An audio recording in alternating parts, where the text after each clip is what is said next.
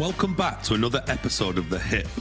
My name is James Layton, CEO and founder of Anderson James. This is the podcast where every single week I bring you a leader from our sector to discuss some of the biggest challenges in UK housing today. Today I was delighted to be joined by Lee Bloomfield, Chief Executive of Manningham Housing Association in Bradford. We talk at length about their journey with EDI and how Manningham became the first ever accredited housing association with ISO for HR and EDI standards. We also talk about some of the initiatives in their communities, about building bridges, and we also talk around dementia training that they've rolled out across their business and the wider scale initiatives and things they're doing to move forward their customer satisfaction. I think you'll get a lot from this episode, and if you like it, I'd ask that you like and subscribe. Lee, welcome to the podcast. Hi, James. Looking forward to this. As we always like to start, as the listeners will know, if you could just do us a little introduction to yourself, if you don't mind, Lee. Sure, yeah. I'm Lee Bloomfield. I'm Chief Executive at Manningham Housing Association in Bradford. So we're a 1,500 home association, predominantly for the BME South Asian community in Bradford. A lot of our properties are 3-bedroom, 4-bedroom plus, some 5 and 6 beds. So we're while we're on the smaller side when it comes to a landlord, we've probably got the biggest stock portfolio of larger family homes. Nice. And like I always like to ask this, and everyone always says, "Oh, I fell into it by accident." But how did you get into housing? What's the journey and background? I'd finished university, and my dad was saying, "Oh, what are you going to do now?" And I was like, "I think I'm going to chill for a bit." And he was like, "That is the wrong answer." I'd been working at places like Sainsbury's, and I worked in a petrol station really. So I just kind of was looking around, and there was an opportunity working for local authority, doing kind of repairs on the counter, taking repair requests and that kind of thing. So I kind of got into it that way really, and as they say, you do just actually kind of fall into it, to be honest. And I think it's just kind of really, you see this in your career, and people that are kind of really kind of successful in some ways is that they've come at it from quite a low a grade like that, really, doing repairs and maintenance and kind of working your way up. And I've probably worked with some of the best people in the industry that have come through that route because they've worked with customers right on the ground. They've been in the kind of thick of it. They've worked in the community. They've worked in different roles within organisations, and I sometimes think that's a really good solid grounding for getting into social housing, I think. Yeah, no, I agree. And what was your journey through leadership like? I mean, how did you end up in this position, just for the listeners? Yeah. I guess my first management position really was kind of looking at the antisocial behaviour side of things, right. And then an opportunity came up in Derbyshire, and that was the kind of first director job that I'd got. Right. So I was working over there for 5 years for an Elmo, which was great. It was the time when the government had money to fire at decent homes, and back in the day then. So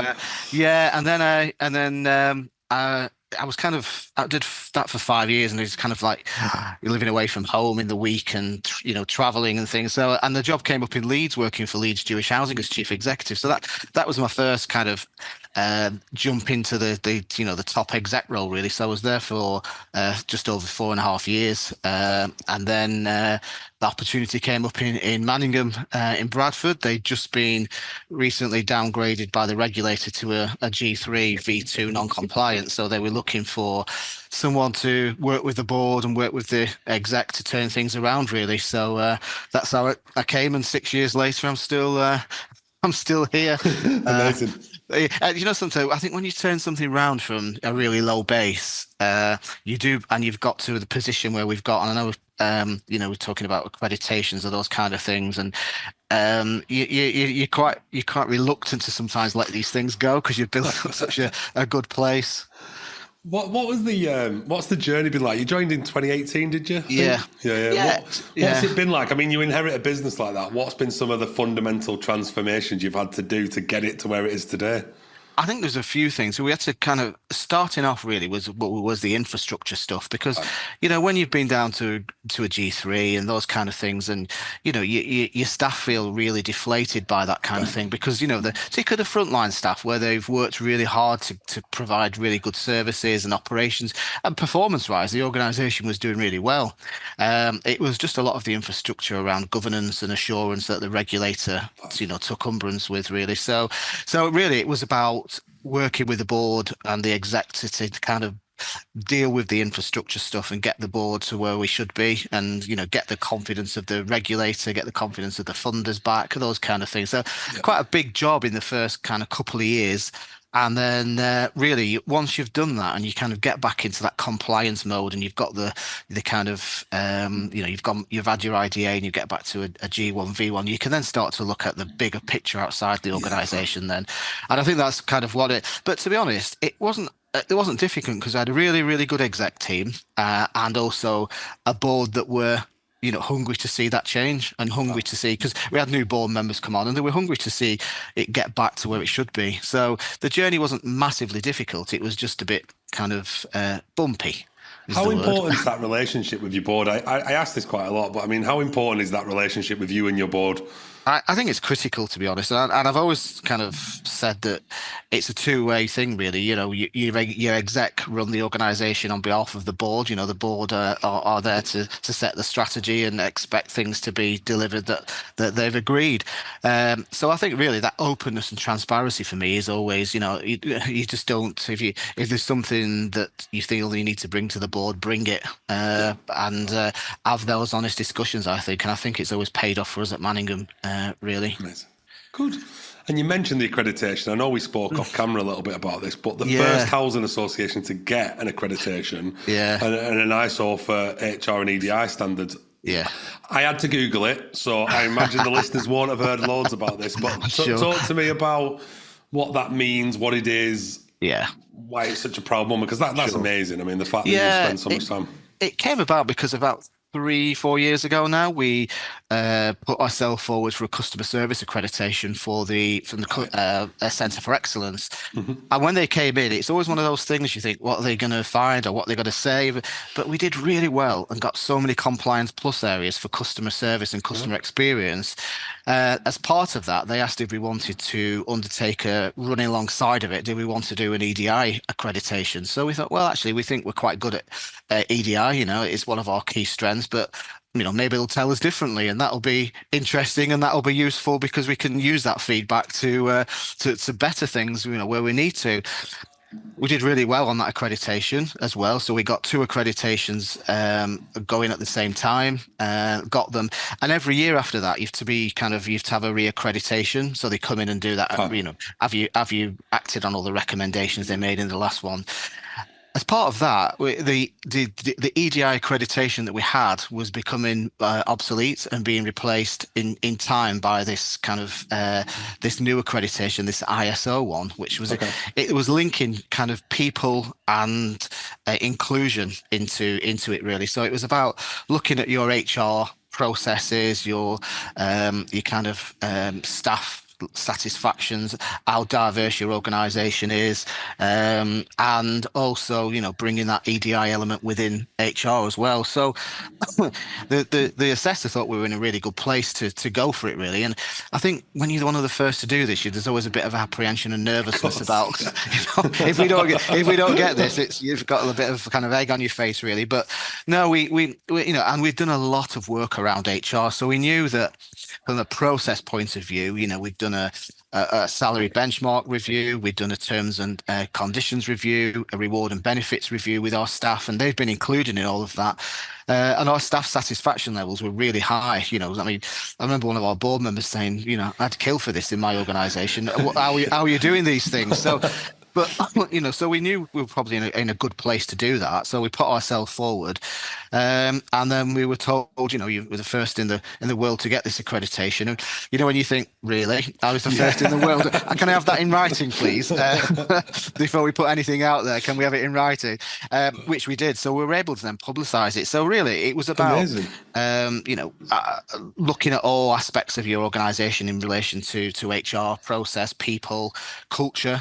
Culture was a Yeah. really big feature in that. And when you look at our, the kind of report that we got back, it was kind of, it was just a real key strengths were about an exemplary organisation for diversity and inclusion.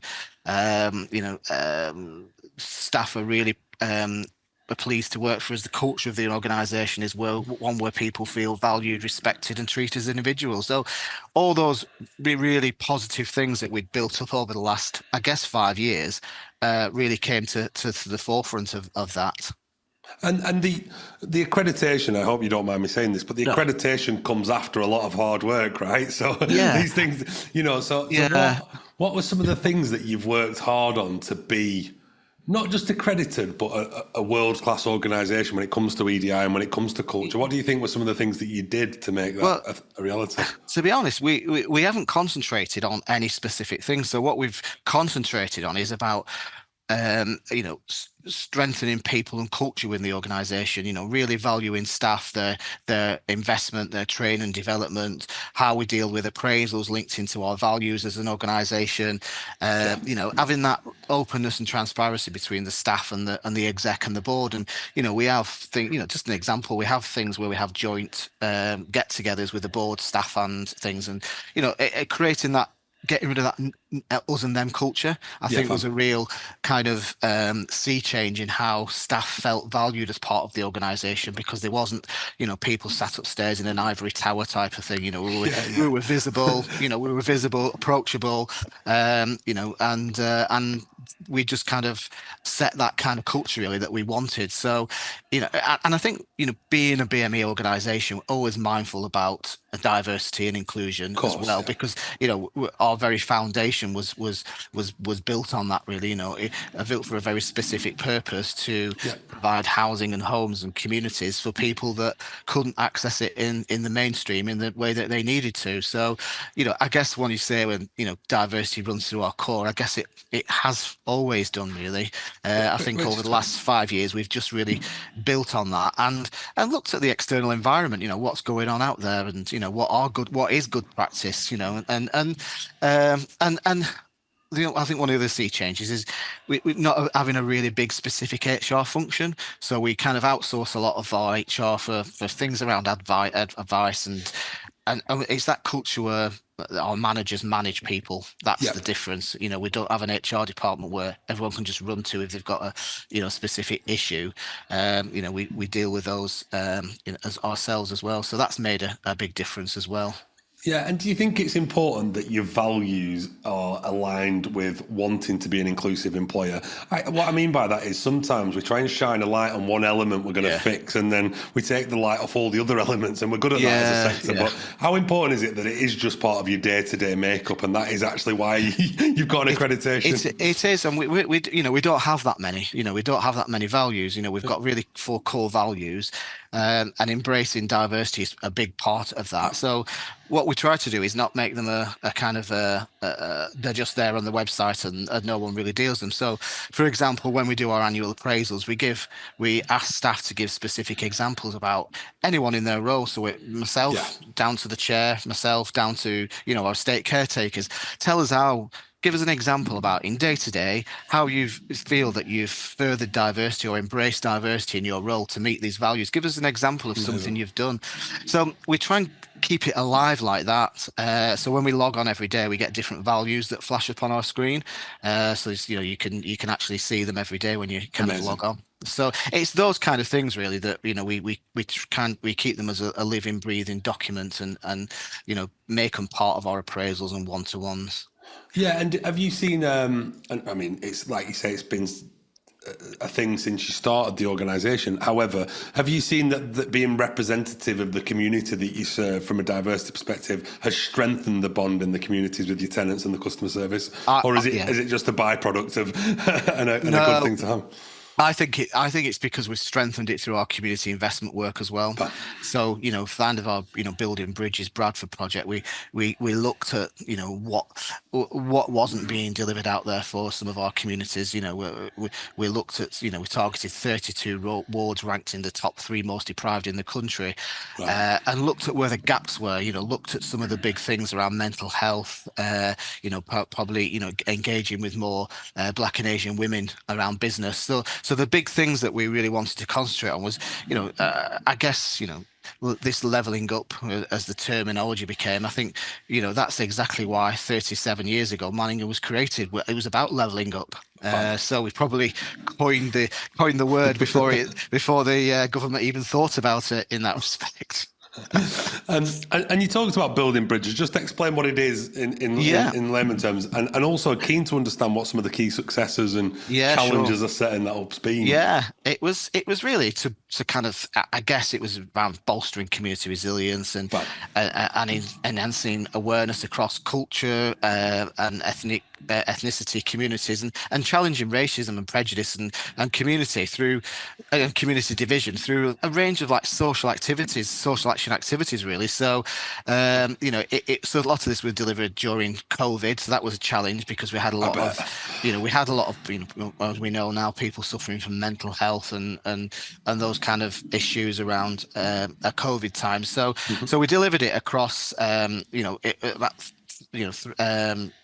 across specific neighbourhoods across Bradford. So we had three strands. It was about community conversation, connecting communities, and good neighbour days, events and things. So coupled with online, outdoor, physical light exercises, coffee mornings, shadow boxing, all those kind of things really. So and it was about empowering people, I guess, and communities suffering from physical, social, and economic challenges. So, we looked at that, and I guess, some of the outcomes really. We did an evaluation at the end and we did get, we got some good funding from what was the old community and neighbourhood housing department before it became DLUC. Yeah. And we engaged with over 2,240 people during this project. 1,250 odd had direct support through attending multiple activities, well-being, and out of those 1,258, 60% at the end said that they'd reported a personal improvement in their mental health. Amazing. And we kind of 40 of those people we engaged with went on supported on our employment project, with 7 moving into full-time employment and 14 becoming volunteers, some within Wow. Manningham, some within different organisations. And I think one of the key real successes for me is that we had 39 Black and Asian women who benefited from online business coaching, and 6 have actually set up a business themselves afterwards. So, and we actually managed to engage with about over nearly 300 service users from marginalised groups that really hadn't really come to the forefront of community activity before. So, South Asian LGBTQ plus refugees and people with disabilities. So, we engage with groups that were probably not as engaged as others. So that was a really good project, and we have actually won some awards for that. And I think really we don't rush out seeking awards, to be honest. Yeah, of course. What we do is we look and think, actually, it's come to our attention. Is that something that would fit? And if we can get some recognition, then fine. But we don't go chasing badges and gongs and Yeah, of things. course. But It's just it's a nice recognition for the hard work that you put in, it isn't is. it? I think it's a recognition for the staff and for Of the course. customers and tenants that have worked hard on these things. It's just that kind of final thank you, isn't it? And that recognition. Yeah, and have you seen direct benefits between organised? I know, obviously, when we look at all the white papers now, it's all about customer satisfaction. It's all about Yeah, yeah, how can we get people closer to the business. But have yeah. you seen the Building Bridges programme bring you closer to residents and closer Yeah, to the community? Or yeah, we definitely have, because because of the level, because of the investment we've put in there as well. We not only, in addition to grants, but we actually put a percentage of our annual turnover into this kind of wow, work. So our board are really committed in making sure some of these projects, because kind of what happens sometimes, you can get funding from various government departments and the lottery funding and government departments, but they're not long-term funding commitments. They're very, very specific. So where we've seen projects that are really kind of successful and we want to carry on that longevity of them, our board have recognized that and said, actually, we see the value in this. We can see the outcomes and the outputs and the difference it's making, and hence why they want us to put a certain percentage of our annual turnover, and that's for an organization, it's over £200,000 a year. It's quite a lot of money that we put into it, in addition to all the grants that we get and things. So we have had some projects that we can continue to keep supporting through that. Amazing. And I know when we spoke offline, you mentioned that a massive focus, now you're on track and everything, is to focus on your customer satisfaction. But what have been some of the steps you've taken to start addressing this, and what are going to be some of the projects and initiatives that you're keen to explore in the next? I think what's been a real game changer in this, James, is our approach to digital inclusion. We one of the areas we really wanted to was some of our younger tenants who are kind of digitally engaged anyway, but we weren't able to access our services in that way because we were quite traditional. It was a kind of you rang in, you got through to a small contact center type of thing, and and I guess people self-serve. People now can access the service a lot quicker at a time that suits them, 24/7. They can report repairs, check their rent account, pay the rent, bid for properties. We've got chatbot, so they can chat with us, they get an instant response. So it's those kind of things, I guess. And when you look at our levels of customer satisfaction, they were already quite high anyway. And we got, and I guess you get to the point you think, well, how do we build on this? How can we improve it? And I guess speaking to our customer panel and our tenants at various events. So, we had a couple of years ago, we had a massive event at Bradford Football Club, football stadium, and out of our 1,500 tenants, we had over 700 people attend an event, and we got loads and loads of feedback about how we can. How could we improve in various things, and how would they like to see access our services? And some people just said that I want an hassle-free service. I just want to be able to report things. I don't necessarily always need to speak to someone. I just like a proper platform while I'm walking down the street. I can report a repair, or I can bid for a property at any time. So we took on that on board. So we had a really big. We worked on our digital business strategy, and we got an amazing corporate project manager who manages all of that work for us. Really engaged in AI. We've come a long way, I guess, in the last 3 years on this kind of journey, and I think you can see the correlation between. All the calls that used to come into the office, they dropped by a third because people are self-serving now in a lot quicker way. And I guess because we've set up more tenant and resident groups as well. There's more people engaged on the ground. We do scheme focus events where we go out with partners, stakeholders, our board attendees. We go out into the community, meet people, knock on doors, so that visibility, I guess, and people can see, that's Manningham, and I think that's where we've wanted to get to, really. And I think when you kind of piece all that together, I think that has a kind of a knock-on effect on your level of customer satisfaction, I guess.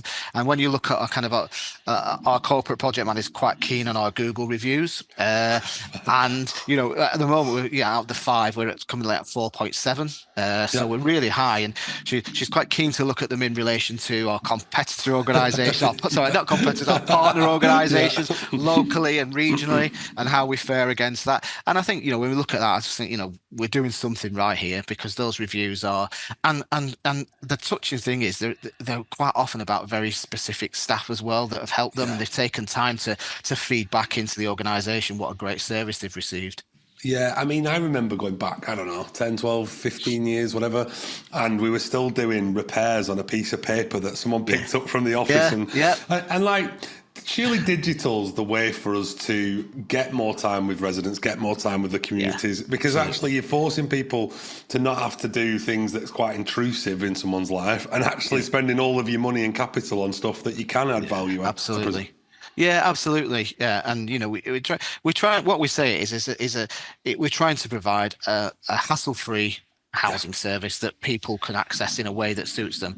And I think for us, that's been the kind of game changer in that, and I think because we are, we're smaller and we are only within the Bradford district, we understand the community more. We Good. know because we've got staff on the ground all the time, and they bring things back, and we're able to kind of act on things that may be a concern or things we need to improve on. Yeah, and what are you seeing in terms of, because I'm always interested in this, but in Bradford, in your polarised view of that community, how is the housing need? Is more needed to be done to build more houses? Is there enough? No. Where is it at Yeah. in terms of the stock? Yeah, there's not just a local need, a regional need, but there's a Yeah, of national course. need as well. And and I think the challenge has been, that since 2010, the number of social homes and affordable Of homes course. has halved that have been built nationally. So it's not just a Bradford problem. Bradford problem, I guess the dynamics of communities are changing. We can see families getting smaller. So when we were building 30 odd years ago, looking for 5, 6, and 7 bed homes, our biggest demand now are for 3 and 4 beds. Right. So when we look at the analysis of our waiting list and they are quite, they're high, and Yeah. sometimes we have to point people in other directions for housing options, because our turnover is quite Yeah, I bet. low because people stay in nicer new build homes that are larger for families. So there is a challenge that, I mean, we've got a commitment to a 10% growth over the next 5 years. So Right. that's for our stock is quite, another 100 and odd 20 Yeah, it's plus a lot. homes is quite good. And there'll be homes that the community wants and needs. So they'll be concentrating on the 3 and the 4 beds, and we're in the next month or so hopefully taking a portfolio of some new build 3 and 4 bed homes up in Keighley. So we're doing our part, but we're actually acquiring as well. We're Right. using some of our own funds to we used them to acquire off the open market off Rightmove. So we've purchased some 3 and 4 beds off that, and because we can see that the challenges and we've been able to let, I think we've purchased 12 family homes now that we've been able to let, Amazing. at some at social rent, some at affordable rent. So Nice, amazing. And like, I know we talked about this. The one thing I wanted to talk about, because I think not enough is being done about this as a yeah, broader sector or community perspective, is around dementia. And I yeah, know that you've rolled out recently quite a lot of dementia training across your yeah, business. Can you tell yeah, me why? And I suppose I know yeah, of why, course. but the reason Yeah. why, and also how important an impact that's going to make for people. Yeah, of course. I think, obviously nationally now we're seeing higher numbers of Yeah, people with dementia, and people that are younger as well. It's not just people of a certain age, people are getting it younger. Um, Through the West Yorkshire Combined Authority, we have what's called the West Yorkshire Housing Partnership. So we have a manifesto, as or a prospectus, I would say, and that was really to work with the mayor, the newly elected West Yorkshire mayor, as she was, and she's up for re-election again this May. But it was really to help with her pledges in some ways, and a part of that was aging well, living longer, aging well. Um, and as part of that, dementia was a key area of concern about how do we support people to live longer within their own homes rather than having to go into care. So what are some of the things that we can do around adaptations? What are some of the things we can do around, simple things sometimes to help people stay within their homes? Um, and one of the things really was we're committed to, from all the housing associations, to do joint dementia training for staff. So frontline staff, it was really important that they had the knowledge of dementia and the different types of dementia and how it affects people, and that understanding about how it can, destroy families in a lot of ways. It can be really, really damaging to relationships and yeah, all those kind of things, that a lot of us come, to expect as the normality, and that diagnosis comes, and people are thrown into it can be thrown into despair. And it was about ensuring our staff, if they were going in, there was maybe perhaps seeing signs of that, where they could make fab. discussions, have further chats with people, take advice, those kind of things to be aware of, Yeah. and how to kind of deal with people, that perhaps have a dementia diagnosis, and how to work, engage with them effectively. So from that was part of that, I guess, that commitment to aging well. Yeah, no, it's amazing, and I think more of that's being done around the sector. I'm seeing it quite frequently Yeah, now. yeah, and I think one of the things we're committed to in West Yorkshire is doing more of the kind of joint training together with staff, so that because we work on a lot of joint initiatives, so Yeah, it'd be nice if we had that kind of sometimes in those kind of areas a more of a standardized approach where everyone's kind of coming at it from the same position. yeah. And that's Well, that's one of the reasons we kind of we're really keen to deliver that. we should do more of that as a sector. I mean, this is why I do the podcast for one reason is that the amount of times we recreate the wheel on things that work in Yeah, other organisations and we recreate yeah, diversity and inclusion strategies. And you yeah. think, listen, there's Yeah. people doing it really well. Let's learn from each other. And that's what we're doing in West Yorkshire and Yorkshire and Humber region, to be honest. So through the West Yorkshire Housing Partnership, Yeah, so for example, various strands. So we have an inclusive growth strand, we have a housing and homelessness strand, and a right. chief exec champions that, and they have a deputy chair of that, with people working on various initiatives, but working across the organization. So it's about everyone benefiting from it, not just that Yeah, individual of course. organization. So I've lead on some of the EDI work for Yorkshire and Humber. So I work with the Right. National Housing Federation Yeah, on a lot of joint work. So we're doing some really good kind of joint work on across the organisations, looking at recruitment and retention, how we can work with each other better on that.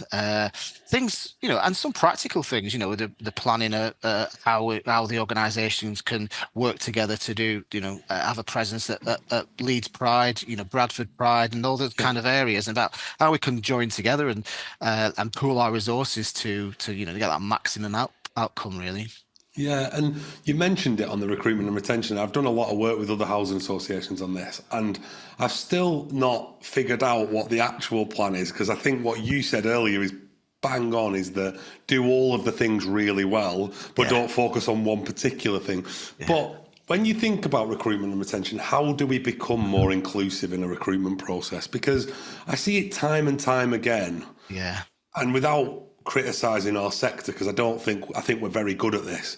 But how do we make it not tokenistic, and how do we make yeah, it that actually that we educate everyone and remove the bias from yeah. processes? I think a good starting point for us is we'd had is unconscious bias training Yeah, I for agree. all our recruiters and for our chair. We had a session with someone who works in the industry who focuses on unconscious bias. Came and did Yeah. a workshop with our board last year. Okay. Because our board recruits as well, they sit on panels, they sit Yeah. on for new board members. I mean, and a good starting point is this is not about lecturing you about unconscious bias. It's Of actually course. saying we've all got unconscious bias. It's inherent within us. Of That's the course. Yeah. type Yeah. of thing. But it's how do we deal with that, and how do we not let it influence our decisions? So you recruiting in the image of yourself. So the other things we're trying to do really is we focus on value-based interviews. So we don't specifically focus on we get a CV and you look at skills and experience and you think, yeah, actually you've got the skills and experience to do the job. But what we want to talk about things around neurodiversity. We want to talk about diversity within the workplace. And get those kind of. So we kind of standardise recruitment from the board right down to our lower levels Yeah. of staffing on the ground around that really. And having as diverse a recruitment panel as you can get. And I think that we always try and have someone BME, a mixed gender panel. Those kind of things are really important. And try and just really not focus on things that would probably make you more biased. Is do it around values. Yeah. That's good. And again, so and we're talking about at the moment about we know that we've probably out there is that untapped talent, as they call it, because you may have someone that comes in with autism and their behavior to some people may seem, oh, that's slightly odd, or why they like that. And Yeah. but that person could add massive value to your organization in a lot of 100%. ways. And it's about how do we. So one of the things we probably said is why don't we do a pilot about sending questions out in advance? Because we know sometimes people with maybe have autism don't like being put on the spot and don't Agreed. like having questions like that. So why don't we do something around sending the questions out in advance, saying this is the areas we're going to explore with you, and give them opportunity then to get a response together, and we can talk about it more at the interview. So it's things like that where we're trying to say, well, actually, let's we have difficulties. There's difficulties in the sector recruiting and retaining anyway. Of course. It is a problem, but so how do we actually say, well, actually, let's remove barriers for people that may want to come? We're just targeting maybe the same people all the time. Let's see if we can get more diversity within the workplace in that respect. Yeah, and we did a piece of work for a housing association, and the one thing that I wasn't keen on, and we kept getting advice from loads of different areas, was let's blind CVs so people can't see name. And I'm thinking, all you're doing is delaying the bias there. All you're doing is let's deal with it as the unconscious bias at source. The other thing that we saw a lot around is like, we don't recruit well for potential in our sector. Like, if we're looking for an asset director and they must have worked in sustainability and they must have worked with data, well, you're going to struggle for diversity because there's going to be such a small pool of candidates. Whereas absolutely. We've got to get better at just recruiting for potential in an individual rather than, this person must have worked in housing, must have done this, must have done this, must have done this. Yeah, I agree with you. And I think, I guess over the last couple of years, we've probably not purposely, but maybe inadvertently taken those decisions that, sometimes people haven't got everything that's ticked on on what you want on the but you can see that potential. You can see and say, well, actually they didn't really have the experience at this, but given what they've done elsewhere and what else they've done, I'm sure they can rise to that challenge and take 100%. That on in no time, and they've got people that are around them supporting them, those kind of things. So think about it in that respect, really. I agree. Well. I agree. And as you approach the next period, what are some of the priorities and strategic objectives for the business in the next 12 months? What are some of the things you're thinking about doing now as you've settled a bit?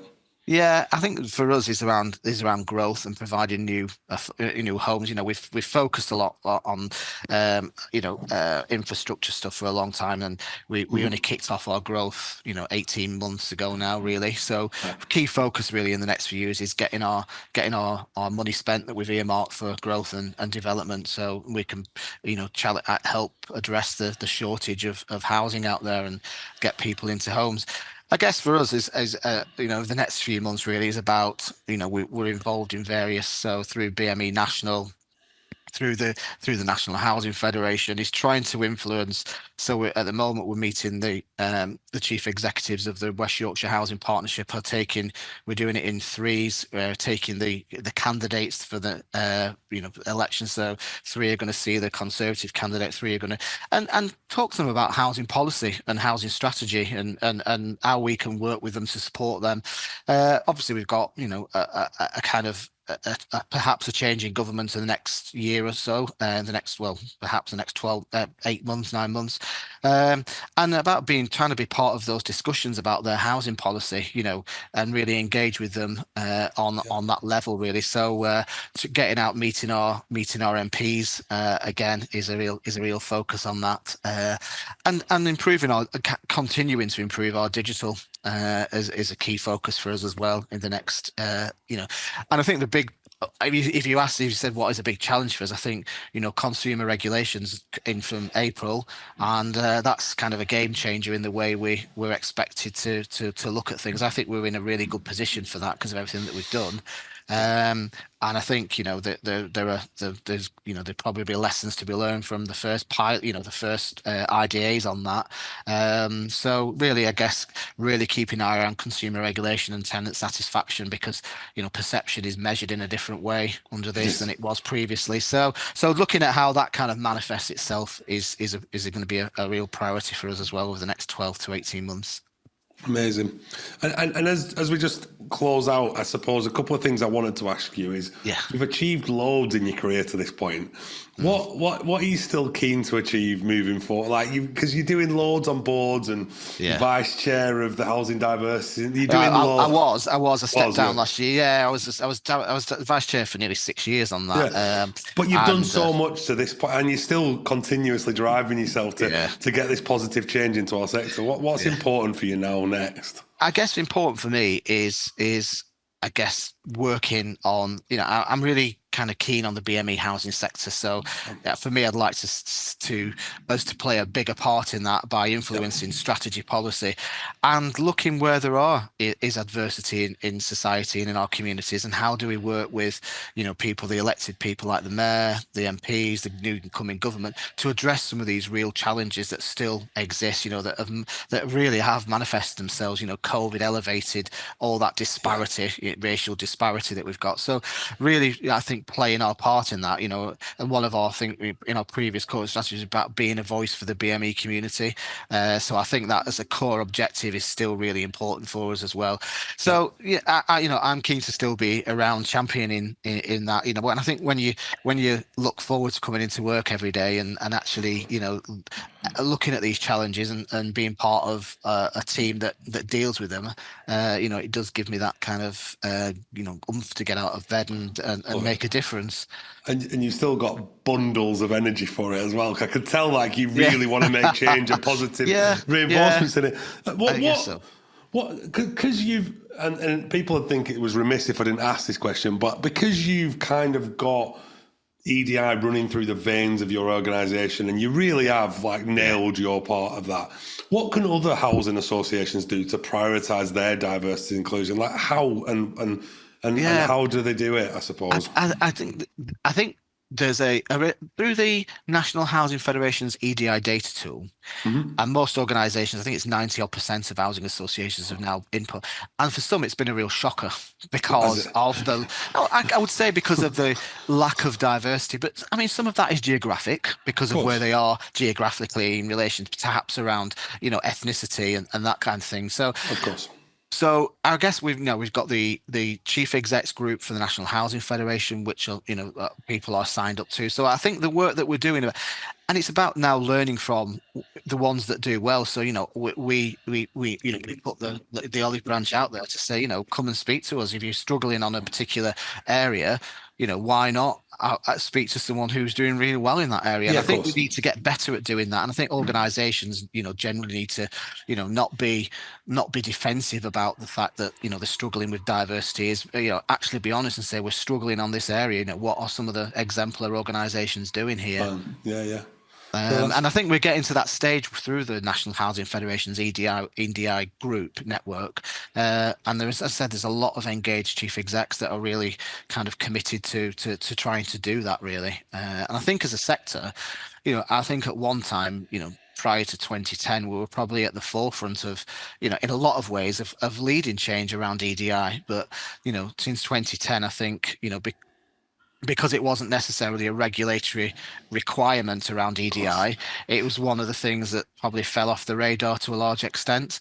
But I guess now coming back to, more of the tenant satisfactions and co-regulation and consumer regulation, there's a real importance on that now. And I think more people are having to kind of, take it more seriously. Yeah, I agree. But I think having the leader that genuinely believes and wants to make positive change in their organisation is also really important. Yeah. And that leads me to probably my final question is, and I'm going to ask it in two ways. One is, how do we get more people into senior leadership roles in our sector, number one, and number two, how do we make those leadership positions more diverse, I suppose, because they're two different challenges, but how do we fix that? Because I'm seeing less and less people either wanting to enter leadership, certainly at chief exec level. I think we're running out of people ready to step up into those roles. We are. I think it's really important to do homegrown talent as well. So, one of the things we've focused on at Manningham is around developing our staff so that they can step up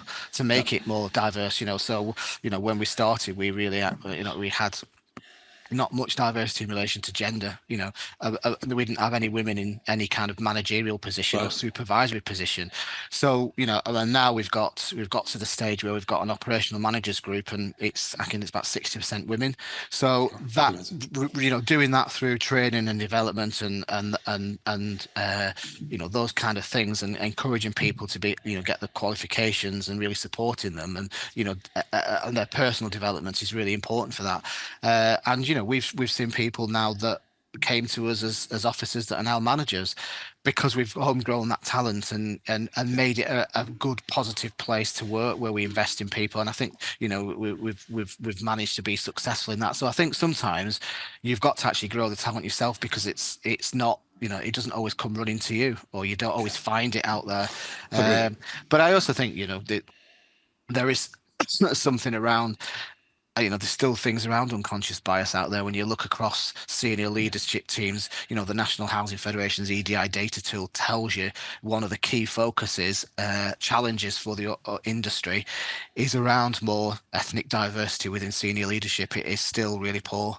And it's just interesting how, you know, how the National Housing Federation are going to kind of work to try and help members tackle this. So using that data, and I think it's the first time we've been in a position where you can see it as stark as it is, and it's done by region. You know, it's broken down by region as well as national. And some are doing better than others. So it's how do they work? You know, so you've got your external affairs managers. How do they work within their individual organisations to you know, try and assist in that?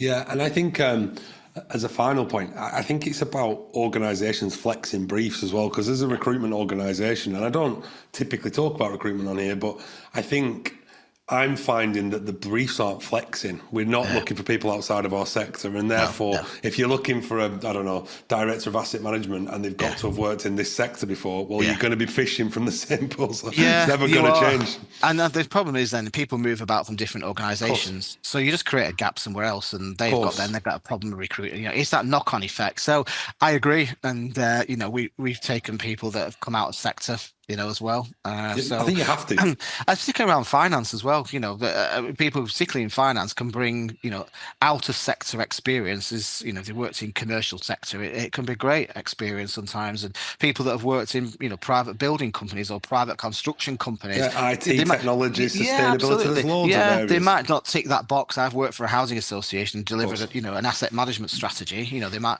but you know, they can bring their experience elsewhere. And I think, you know, again, I think bringing those kind of people in can help make it more successful. Yeah, no, I agree. Lee, it's been amazing having you on the podcast. Thank you, James. Thank you for your insights. Honestly, I think if people do want to reach out, because I'm sure they're going to want to, around anything to do with EDI, diversity, inclusive teams, are you happy to kind of people to reach out to you in terms of LinkedIn? Absolutely. We've already, you know, since the EDI data tool and since we've been doing the regional roundtable meetings, I've already got a few meetings booked in with people that have coming forward and asking how we do X, Y, Z, you know, this kind of thing, just to have a chat, you know, a very, you know, kind of casual, informal chat about these things and how we could work together with them. Amazing. Right. Well, I'll put it in the show notes how to contact you, and appreciate all your insights. Yeah. Thank you, James. Take care. Yeah, take care. Bye-bye. See you. Bye. Thank you for listening to another episode of The Hip. If you'd like to hear more from us, please be sure to follow us on your favourite podcast platform. We are also running a 30-minute clinic free of charge to any clients that want to recruit in a more inclusive way. For more information, please reach out to us on our website, andersonjames.com.